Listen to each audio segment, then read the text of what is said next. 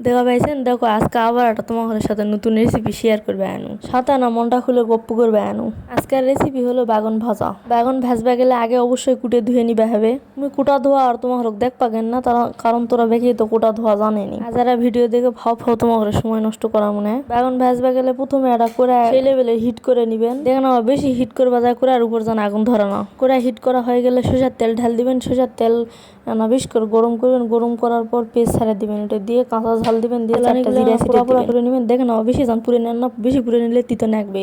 তারপর বাগুনগুলা দিয়ে দিবেন। বাগুনগুলা মুই জিঙ্গা করে মুঙ্গা করে কুটে নেন। এখন নাড়াচাড়া করে নিয়ে এখন উপরে না হলদির ছিঁড়ে দিবেন। যেতখিনি নুন লাগবে তাক মতো আনা নুন দিবেন, দিয়ে উল্টে পাল্টে ভাজা ভুজে নিবেন। শোনা একটা কথা, ওজার দিন মিশা কথা কমু ভিডিও তুমি একটা মিশা কথা কইছো। সেই মিশা কথাটা হলো কি, আসলে বাগুনগুলো আমি কুটো ভাবি ভাজিছে। মুই না গপ্প করে বাজায় দেখছো বাগুন ভাজছে, তুমি সময়টা কাজে না কেন গোস্তালা না ভিডিও করে নাও তোমার ঘরের সাথে। বাগুন ভেজে আমি আগে কখনো খাওনি, ভাবি আবার না তরকারি দিল সেই স্বাদ নাকি চলো।